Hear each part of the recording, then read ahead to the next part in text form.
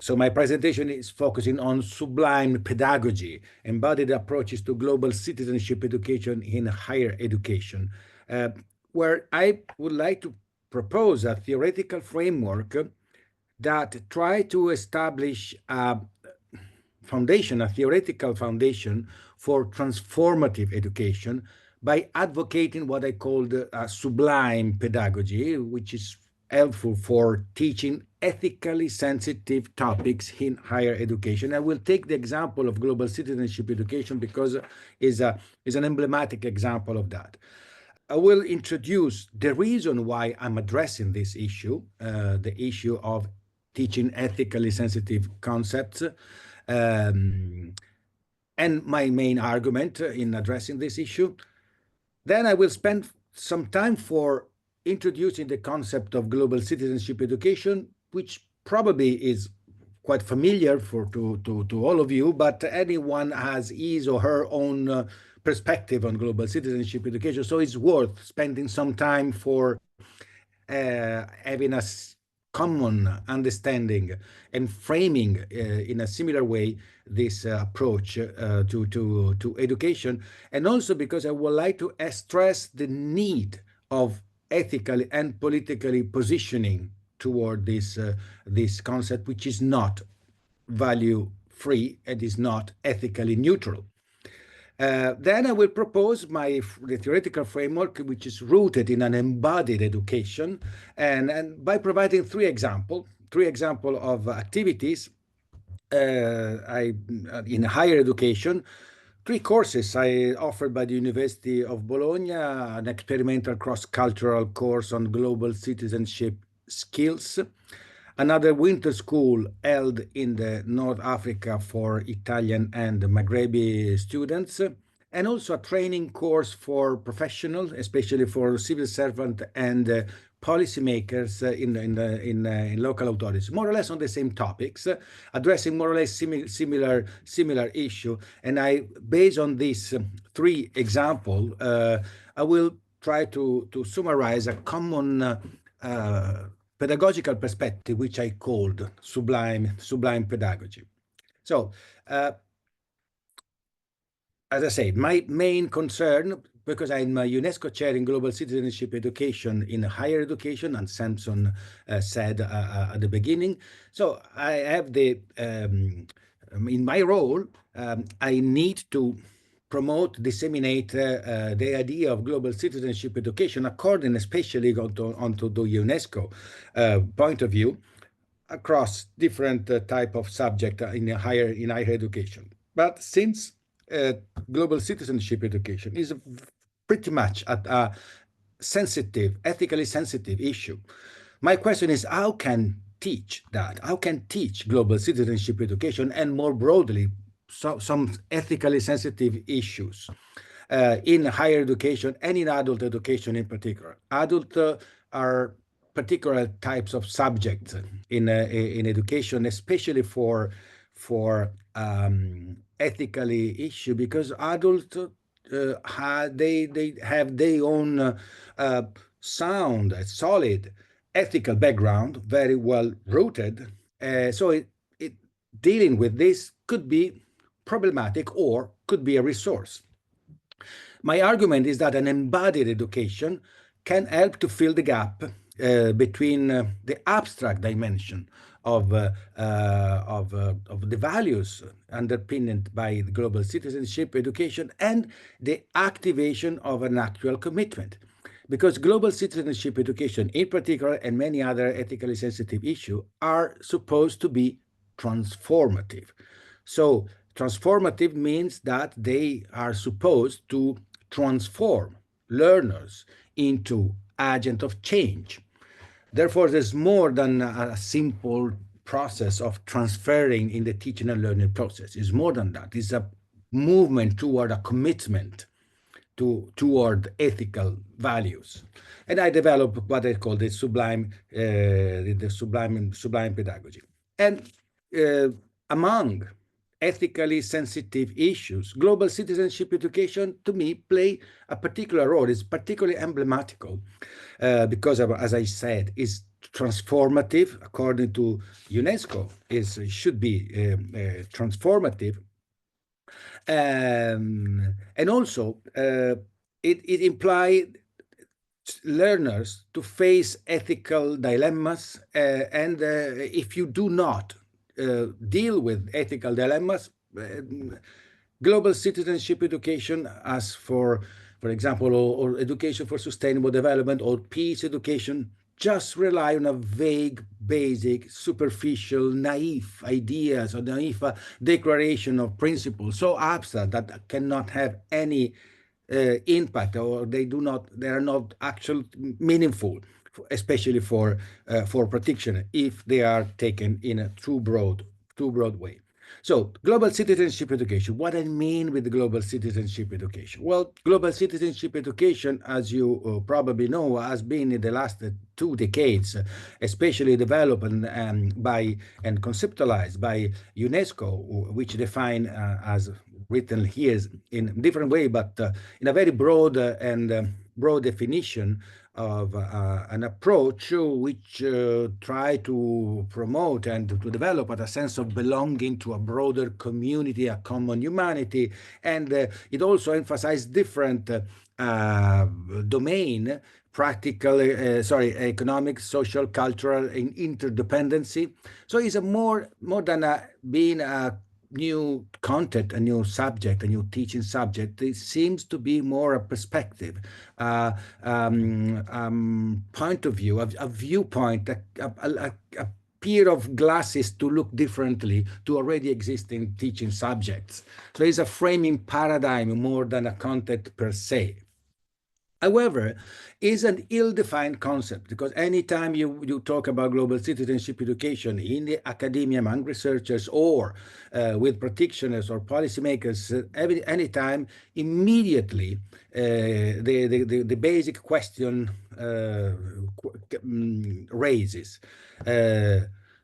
How do you define global citizenship education? Could you please provide a definitive and objective definition of global citizenship education? Because there are so many different interpretations, different nuances, different conceptualization of this concept. Could you provide, please, the definition? Because we'll see, is a very ill-defined, sometimes slippery concept. But it encompasses different elements such as sustainability, peace, intercultural understanding, sustainability and social justice, and cultural diversity and social justice all together. So probably the new approach of this is not just to introduce a new concept, because these approaches and teaching approaches are already there, but the plus offered by global citizenship education is to try to frame, to integrate all of them together, by not to take them separately, and also is by essence a transformative value-based approach, which requires teachers and learning to ethically and politically position themselves. So it's not value-free, at least for some, and among them, I'm among them. So it's not just a neutral approach. It's a non-neutral approach, because when you talk about global social justice, you cannot take a neutral perspective. You should be positioned, you should position yourself from a clear and explicit ethical and political standpoint. So this is something that is included in the idea of value-based approach, and especially because it's transformative, because it's expected to engage students to become active citizens and to become a responsible agent of change. But since there are this is one of the goals of the global citizenship education, the ambiguity and the definitional vagueness is particularly problematic. And there are many reasons for this ambiguity, because there are along the year different historical development of concepts, and different agents tend to use different concepts to refer to similar or more or less the same topic, but there are a number of concepts.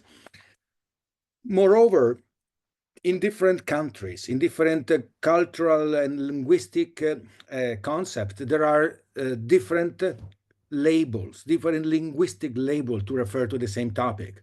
So this also is an addition for creating confusion. And then there is a conceptual debate among researchers, academic, and in general, academic and researchers, they tend to conceptualize differently this concept. In terms of the development, the conceptual development, there are some prevailing terms in different stages of the development of idea based on some institutional milestone, I would say. So there have been a development. So the original international understanding now has become a global education, development education, transformative education, education for sustainable development, global citizenship education. All these terms are developed historically based on different suggestions. Moreover, as I said, different languages tend to use different words, different definitions for explaining more or less the same thing.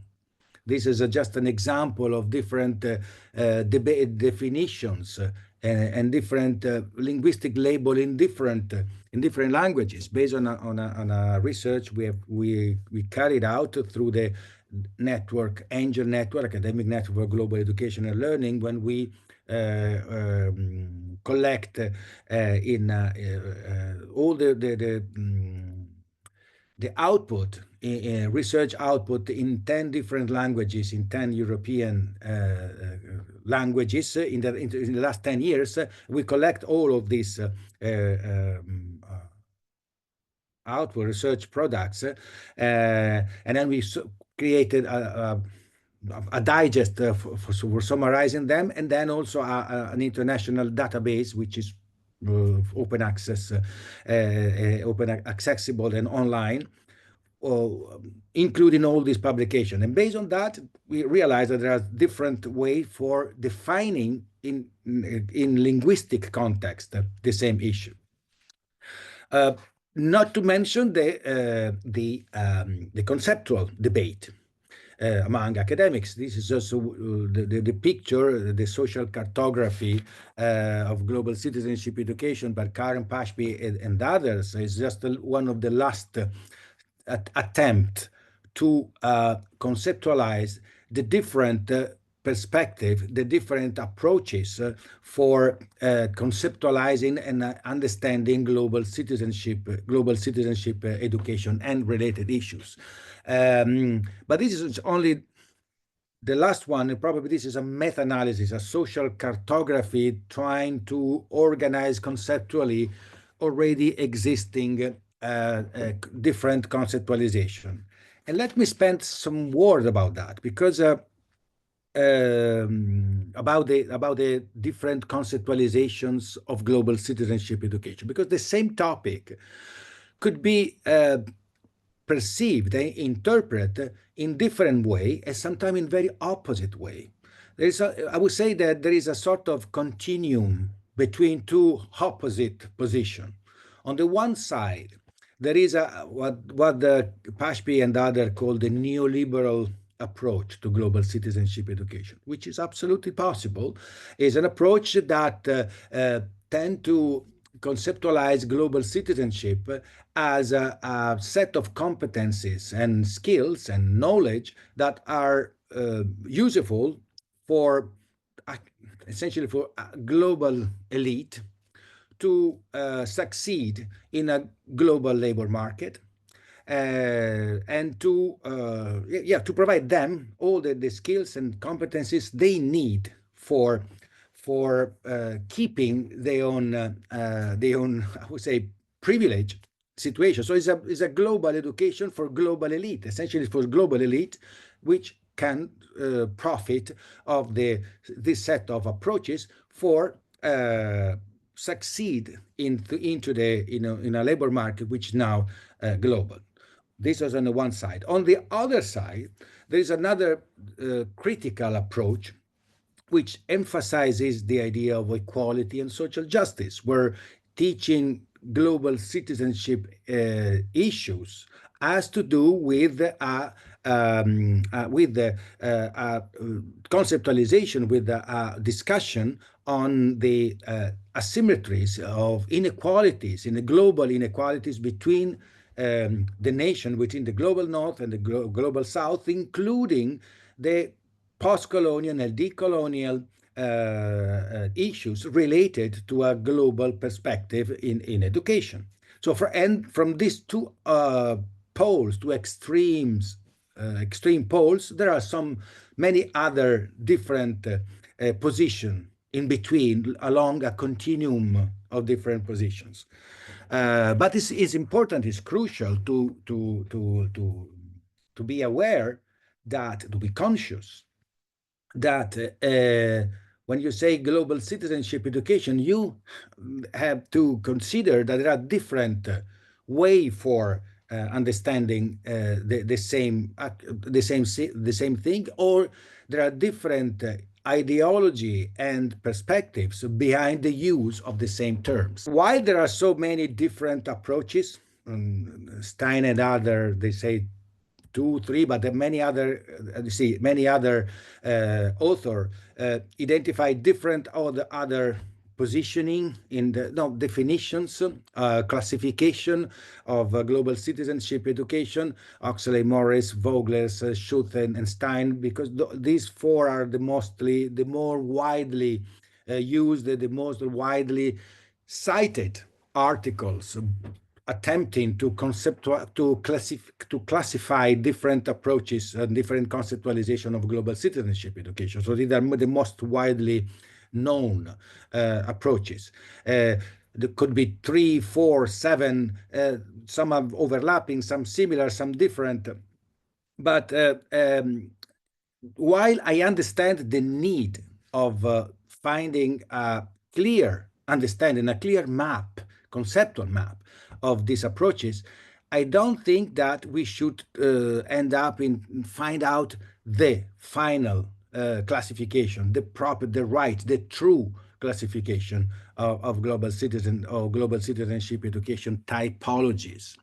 But at the same time, there is a practical need and also a political need of univocally define global citizenship education, because the exercise of conceptualization could be funny and useful for researchers, but for practitioners and policymakers, but especially for practitioners, this ambiguity, this chaos is particularly complicated and particularly frustrating, because if the idea are not clear, it's almost impossible to transform into concrete practice.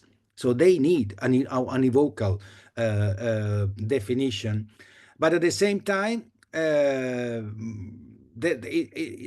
we cannot squeeze global citizenship education into rigid and dogmatic definition, because this is not the case especially for ethically sensitive issues. So this is the dilemma, because on the one hand, we need definition, especially for practitioners and policymakers.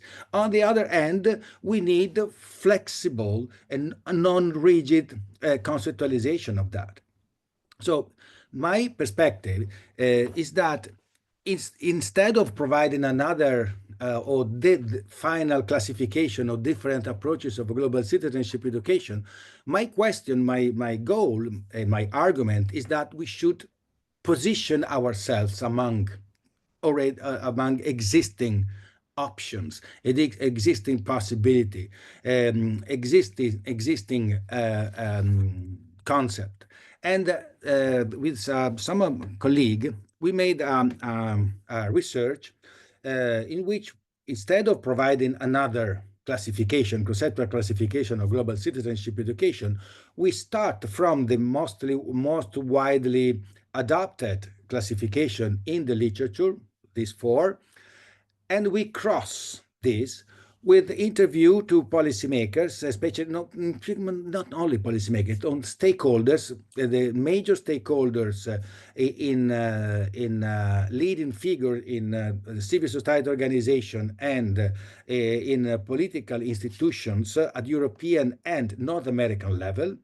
We interviewed 45 of these stakeholders, and then we combine their responses in conceptualizing global citizenship education in the way in which they use those topics with the concept emerged from the literature.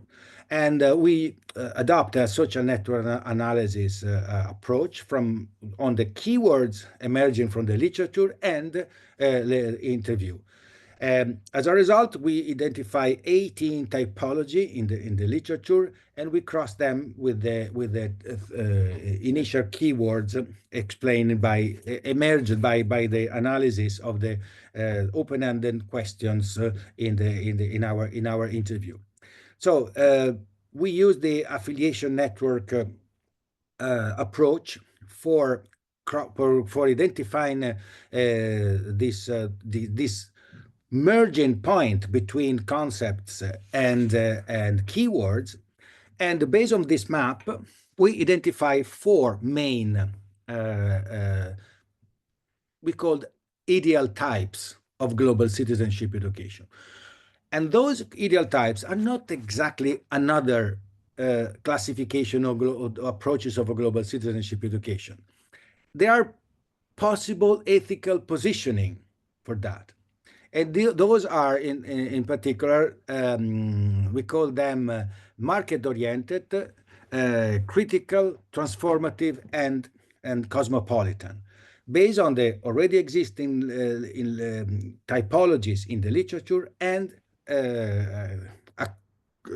interpret through the keyword emerging from interview from key stakeholders in using global citizenship education. So at the end, we create this compass with the four main ideal types. I wrote an article on that. So the results of this research is published in this article. Tarozzi is not impressed. Actually, has been published at the end of last year. And then I summarize this in a short article presenting this compass with these four main ideal types. Ideal types is a sociologically dense concept for identify four main possibility for positioning. We use the metaphor of the compass because the concept for us is not that define what is global citizenship education. So what essentially is global citizenship education from an ontological and theoretical perspective, but how do you position yourself in relation to global citizenship education? This is the key issue for addressing this topic as ethically sensitive issues. So we do not see this is global citizenship education, this is not. But there are four options, and you have to position by them in front of them. You are to position in relation to them. This is a need to position yourself. If you do not position yourself, the risk is that you just stop at abstract and slogan, empty, naive, and superficial slogan such as peace is better than war, and friendship is good. We should be all united in the world, etc. And this is the risk of some of the practical school activity on this issue, global citizenship education, that without positioning ethically on it, they are reduced in a very vague and naive slogan, because they just stop at the vague abstract thing. So on the contrary, it's important for that anyone, especially practitioners, position themselves on this map prior to start engaging in educational activities on global citizenship education. I have no time to go too much in detail in that, but of course, during the discussion, I will be more than happy to continue the discussion, and there are some references that you can work on it. But my main thing is that global citizenship education is important, but you need to position that in relation to it, and positioning from an ethical and political perspective. So ethical and political are crucial. And then we come back to the initial question. Okay, it's important to ethically and politically position yourself, but this is very delicate to do it in educational context. Is delicate with students in primary and secondary schools. It's delicate with adult as well in higher education, because the risk is to impose. See, if your goal is to make a transformative approach to transform students, learners in a agent of change, the risk is to impose your perspective, adopt an ideological perspective, which could be acceptable, but it technically is a risk to be useless, especially for adults. We tend to close their mind in front of this imposing approach. Therefore, try to address this dilemma. How can we teach ethically sensitive issues such as global citizenship education by preserving the ethical approach? I developed this approach, and then I based on embodied education approach. Embodied education perspective, no perspective, it's more a theoretical background for promoting challenge, for promoting transformation and commitment. And then I try to explain in which way. According to UNESCO, for example, the three main learning domains for teaching global citizenship education are cognitive, socio-emotional, and behavioral. It's good that the UNESCO emphasized the role of behavioral as a learning domain, is also socio-emotional, and also emphasized the idea that global citizenship is not just a cognitive way for understanding in terms of banking education of concept of global citizenship education, but also encompasses a socio-emotional dimension and also a behavioral dimension, because it's transformative. So action is also important. However, so this is remarkable that behavior is also included. However, I argue elsewhere that these three learning domain are not parallel paths for learning, but they should be understood in a shape of concentric circles. They are not just parallel, but are concentric circles, where the behavioral is at the core, at the center, and social-emotional is more superficial in terms of learners' identity and worldview, and the cognitive is the more superficial dimension, learning domain for this type of issue. That means that if you, as a teachers, only limit to transfer cognitive content is important, but you just scratch the surface of this concerted circle figure. You have to go deeper in order to make a more transformative approach, addressing addressing the social-emotional sphere, and possibly to reach the core, the inner level, the behavioral one, which is more related to personal values, to the personal worldview, to the personal, I would say, probably kind of identity, of sense of mission. And this figure echoes the Cortagen approach of the onion diagram on addressing the teacher's professionalism, where Cortagen says something similar, that the teacher's learning is made in different circles, where at the core there are identity, mission, beliefs, and competencies and behavior on only the surface of that. That means that those programs that only scratch the surface of teacher professional identity don't aspire to reach the inner level, and they fail in empowering them. So programs only based on the teaching preset competencies or just a set of competencies are simply doomed to failure.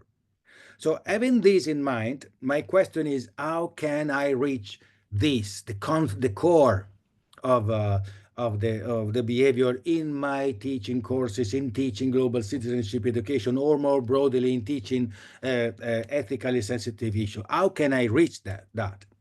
And then let me give you some of the example explaining why the body dimension is absolutely crucial in this example. In my position, I promoted different courses in transformative transversal global skills.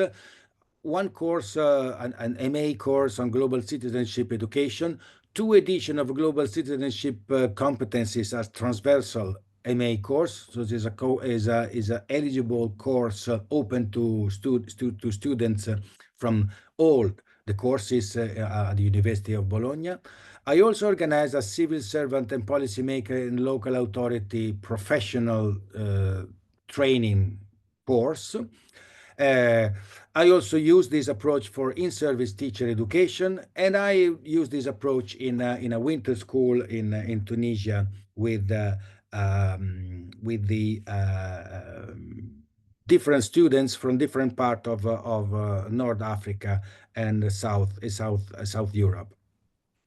So, in particular for the adults, the challenge is how to reach the deepest level that affect the behavior, the personal behavior, and foster the commitment and the engagement of students. So how can we reach the inner subjective consciousness of teachers? Uh, in particular, this is quite known that in general, in the literature, especially from the North America, the literature highlights that cultural exchange, study abroad, educational travel at the university are generally considered programs, university program, particularly valuable for intercultural understanding, for reaching intercultural skills, and also for teaching global citizenship for global citizenship education. And so international mobility in general is aimed at promoting this type of skills.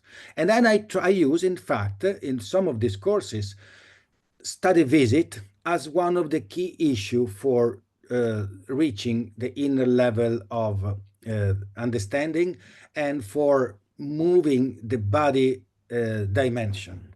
However, I'm conscious that there are some limit on the use of study abroad or study visit or study trip, because there are risk of what is called the commodification of intercultural understanding, and also the use of this commodification, the intercultural understanding, according to a very neoliberal approach in terms of the learning and entrepreneurial discourse. It's the study visit are also criticized because they just promoted academic tourism, a sort of a voyeurism of the poor people in the South. They're also criticized because they tend to reinforce the system of power and privilege between the North and the South. And also they risk to foster post-colonial, neo-colonial attitude. So there is this risk. So travel could be a resource, but at the same time, there are some tensions and some criticism that should be taken into account. And in fact, in my programs, travel is one part of the program.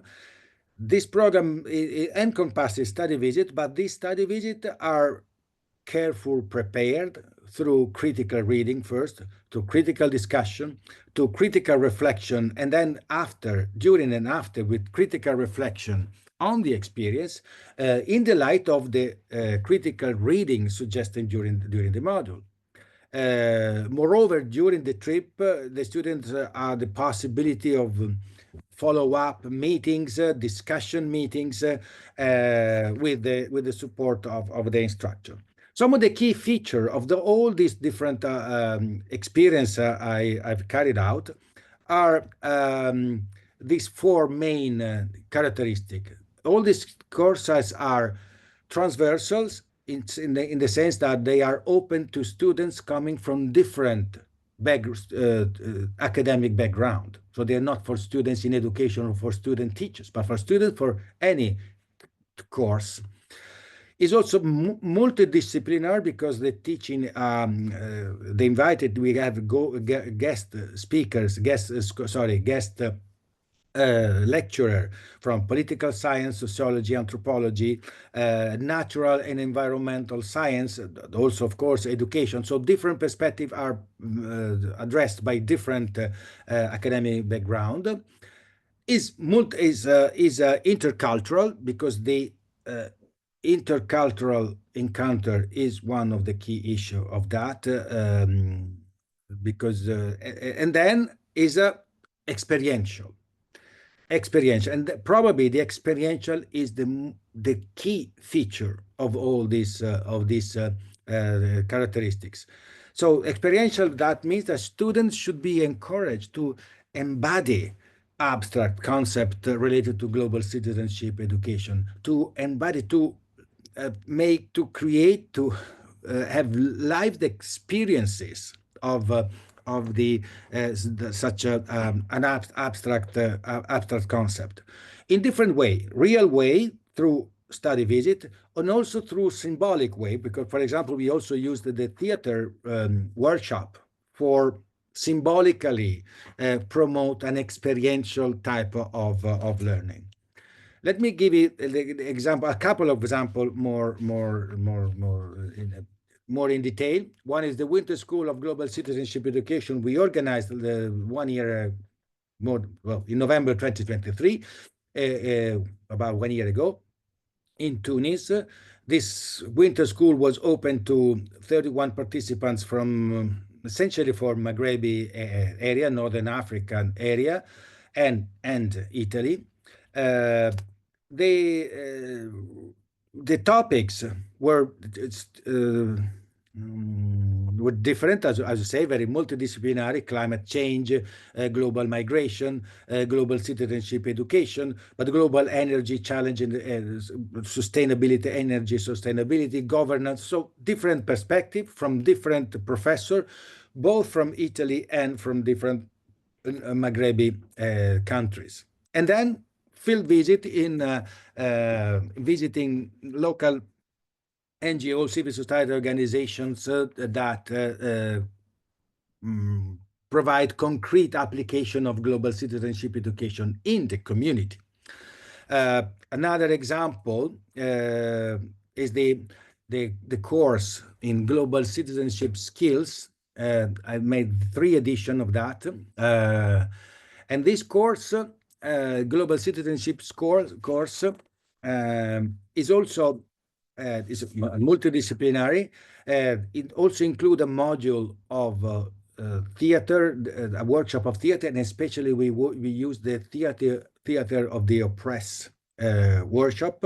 Is cross-curricular, open to all the MA students from the University of Bologna.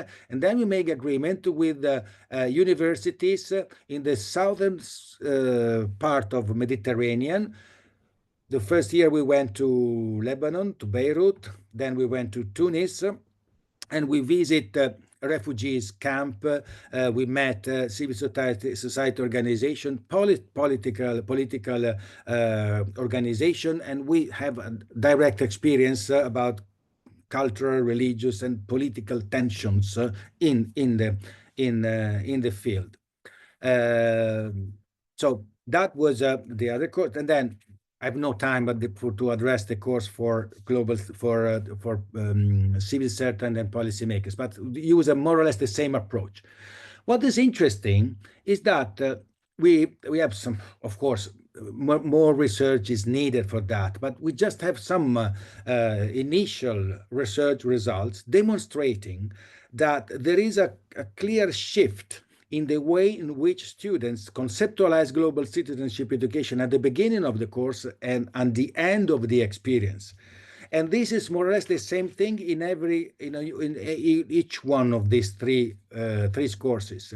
The idea is that there's a clear shift from sort of a disembodied narrative. So when you say, what is global citizenship education? What has to do with global citizenship education? The first response is very theoretical, abstract, and I would say disembodied.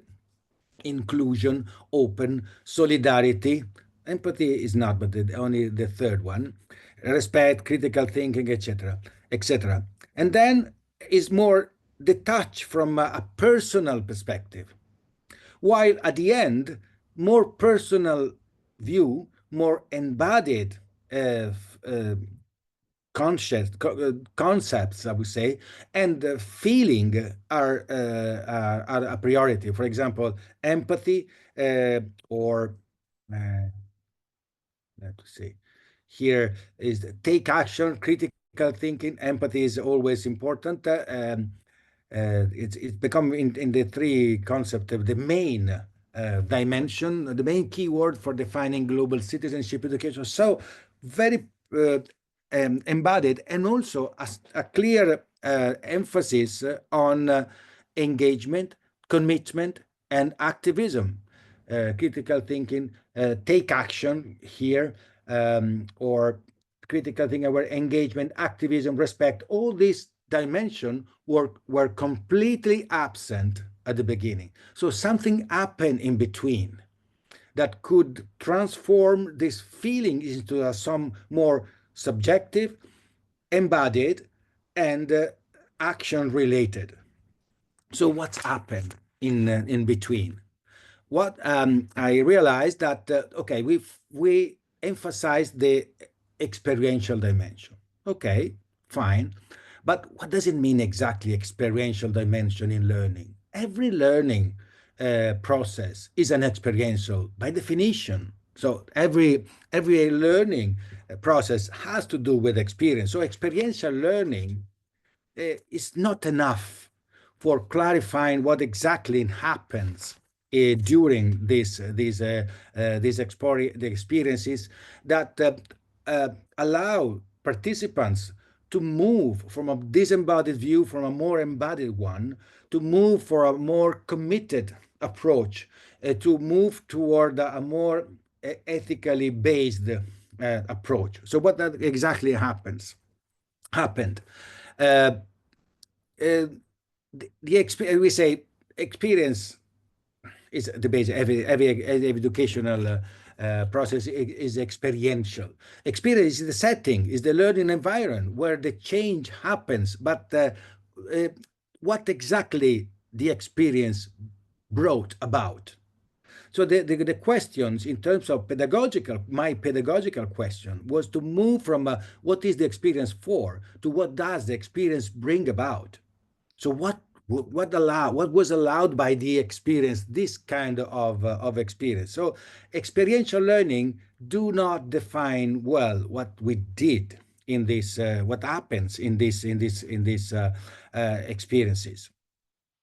It's more precise, and also the transformative learning. Of course, we thought a measure of transformative learning, which precisely describe the process of changing the learner's structure of assumption, which is exactly what happens. The learners change the structure of assumption. They change their own frame of references, as according to Mazerov. But once again, it's not clear in Mazerov how was the trigger of this process, which tools allow this. Mezerov only was referring to critical reflection, very, very intellectual, critical, and reflective tools, not the role of engagement of the body.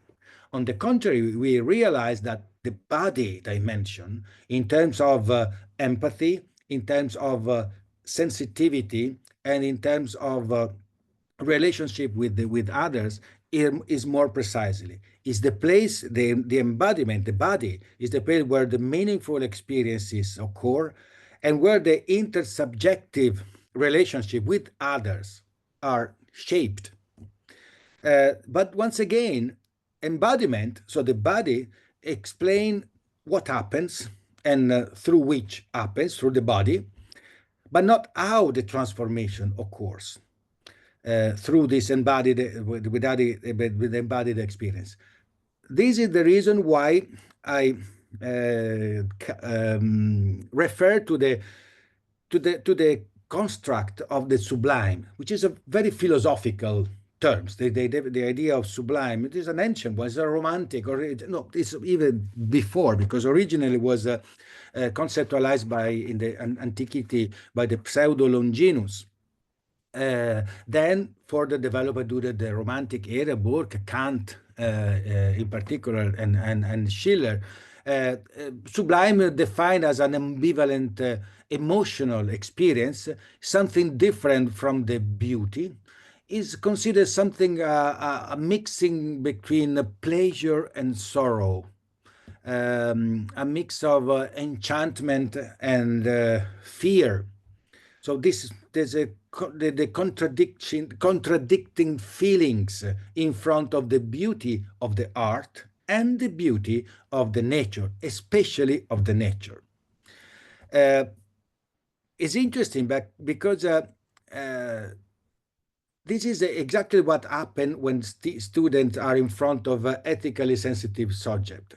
So the sublime, in this case, is a condition of this surprise, the perceptive surprise, of a sort of an overwhelming and disorienting openness to the unexpected that produce discomfort on the one side, apprehension, doubt, fear, but also enchantment, surprise, positive attitude toward this.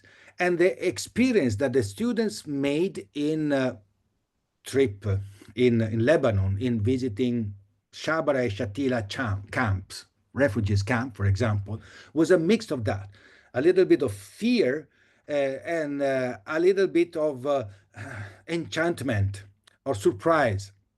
And the mix of this and being forced to be outside of your own comfort zone because of the being overwhelmed by such a strong experience is something that allowed them to shatter the established value system and open up to understand it to the new, something new, and start mobilizing the consciousness if this experience is then conceptualized through a critical reflection, through sound readings, and through discussion in academic terms, of course, because it's not just a feeling, a set of feeling.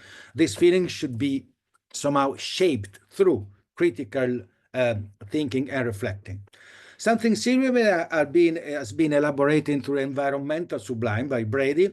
So the idea, more in modern time, based on the ancient romantic idea of sublime, as recently adopted for conceptualizing the idea that in front of the enchantment of the environment in a very rough, for example, condition in the mountain or in the middle of the forest, there is this feeling of enchantment in confronting with the vastness of the nature, which generate an attitude of respect, and at the same time stems from an awareness of the limited human space in front of the natural environment. So it provides a natural sense of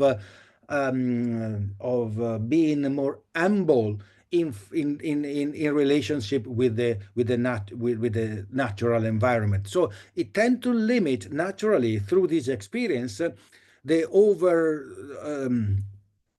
um, over the too important role of the human being in front of the nature, because this experience show up that human being are not at the very center of the universe, not even of the social, the natural sphere.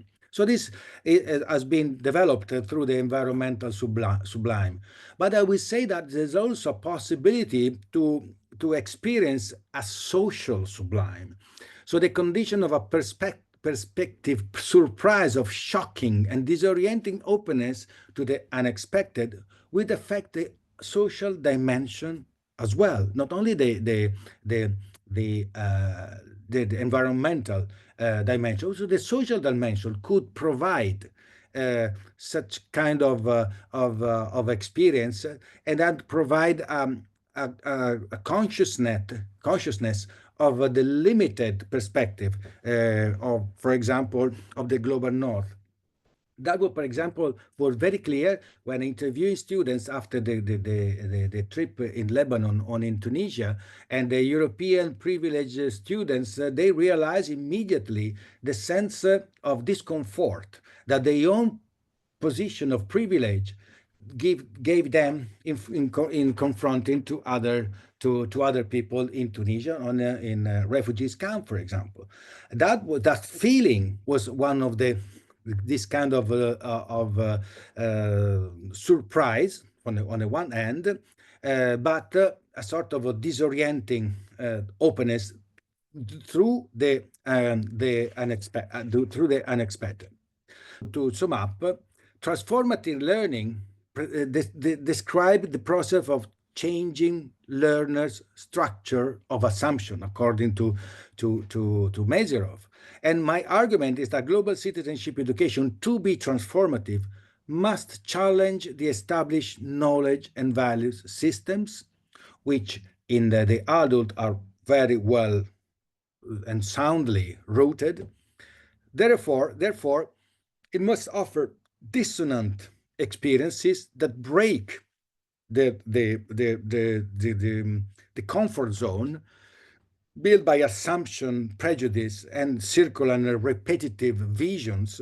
And this dissonant experience, break out the comfort zone and then reinforce the habits and views. To do so, this requires experience of the unexpected. So an experience of the sublime, kind of that can provide a sublime, unexpected, with a mix of fear, discomfort, and surprise and awe, in which the students are overwhelmed somehow, and at the same time are they feel uncomfortable, frightening, but also provoke wonder. This is the sublime as a pedagogical construct that could allow to create the learning environment to reach the inner level of the onion I mentioned before, so the concentric cycle. They created a condition for reaching that. To do so, to create the condition for the emergence of the sublime, we need a learning experience that are characterized by cultural diversity, conviviality, the nature that can create a space for a body and experience through the body. So this is the example I made with my in my three example I briefly presented, and of course research is still ongoing. I'm not enough research result to support this. I mostly address this from a theoretical perspective with very limited number of amount of data for supporting that, but the experience of the learners involved in this kind of field is going pretty much in that direction for supporting the idea of creating the conditions, education and pedagogical condition for the emergence of different consciousness and keeping action toward ethically sensitive issues, especially to global citizenship education.